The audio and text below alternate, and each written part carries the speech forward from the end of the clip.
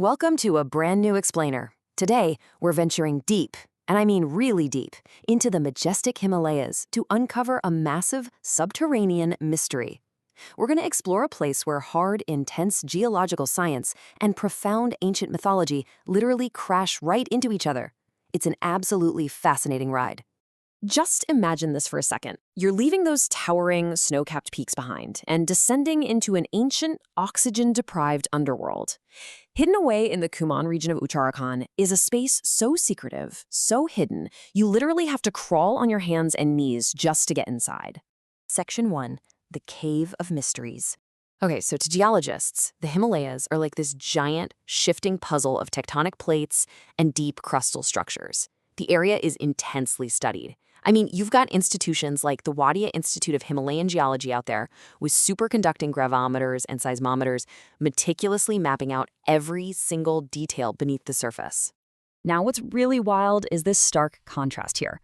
On one hand, you've got the geological reality. Patal Bhuvaneshwar is a massive limestone cavern. It's 160 meters long and plunges 90 feet straight down into the earth. But for millions of pilgrims, the reality is entirely spiritual.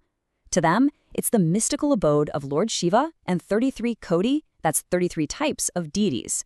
So it's not just a cave, right? It's a sacred gateway to the netherworld itself. This dual identity didn't just pop up overnight. It's built up over a truly legendary timeline. If we look at ancient texts like the Skanda Purana, the cave was first discovered way back in the Treta Yuga by King Rituparna of the Sun Dynasty. Fast forward to the Dwapara Yuga, and it said the Pandavas meditated right here before their final journey. Then, the cave was kind of lost to time. That is until 1191 AD when the great philosopher Adi Shankaracharya rediscovered it. And that discovery essentially kicked off the modern pilgrimage we still see today. Moving right along, Section 2, The Journey Underground. So, getting inside, it's essentially a survival of the fittest scenario. First off, under strict Archaeological Survey of India rules, you've got to surrender all your modern tech. Yep, no phones, no cameras, none of that. Then you physically descend 82 steep, incredibly damp steps. And finally, the real test begins.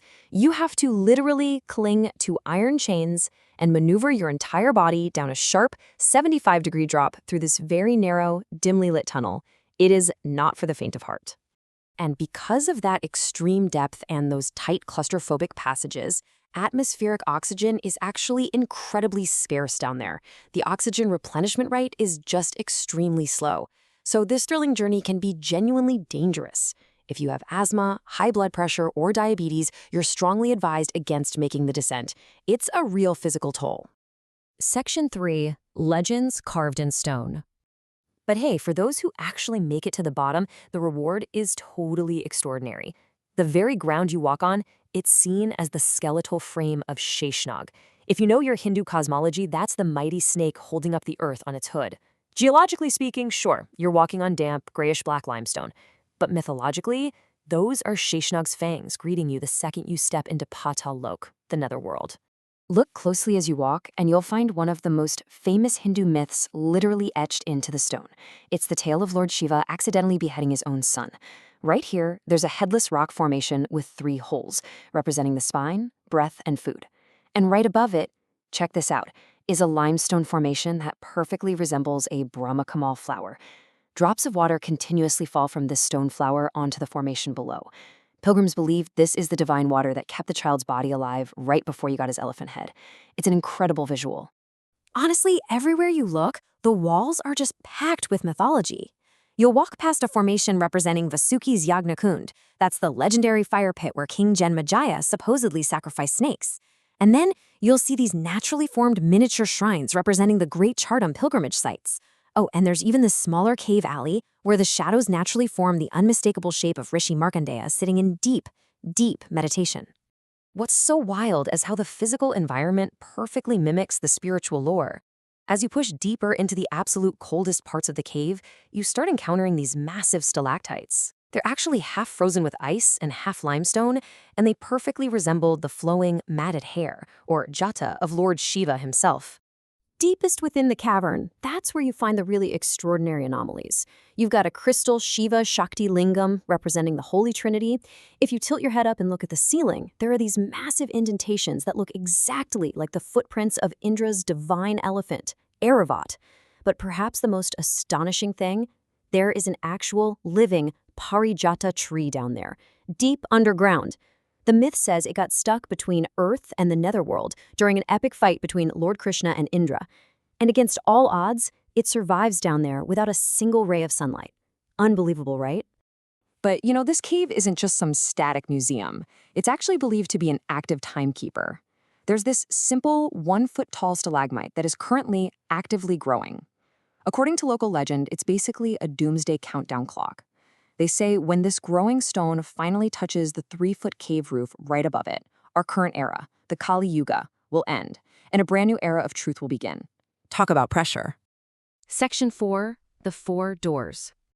Right at this junction in the cave, you face 4 distinct pathways, each representing a huge piece of Hindu cosmology. So the Gate of Sin, that one is sealed shut, supposedly closed right after the death of the demon king Ravana. The Gate of War is also sealed, shut for good after the Great Kurukshetra War from the Mahabharata.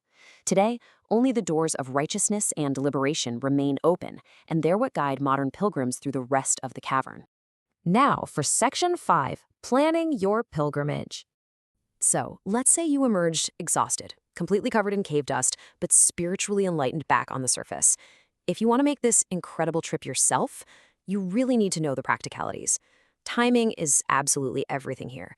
Take a look at the monsoon months, July through September. It is virtually non-stop rain, which triggers incredibly dangerous landslides, and worse, it drastically lowers the already scarce oxygen inside the cave. Winter? Equally hostile. We're talking drops to minus 15 degrees Celsius with thick snow blocking the roads.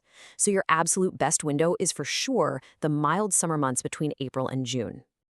If you're plotting your exact route, you're going to be heading deep, deep into the Pithoragarh district of Uttarakhand. You can fly into Patnagar or maybe take a train into Kothgodam or Tonakpur. From there, brace yourself, it's a long, winding mountain drive to your base camp, which sits about 14 kilometers away from the town of Gangoli Hat. Now, because of all the dangers we talked about, this is a highly regulated, protected archaeological site. You can't just wander in like a tourist. You'll be relying entirely on the local Bhandari priest family. These guys have been guarding the cave and guiding pilgrims through it since the 12th century. They only take you down in small batches of about 20 people. That's absolutely crucial to manage the oxygen levels and make sure everyone gets safely through the pitch-black darkness.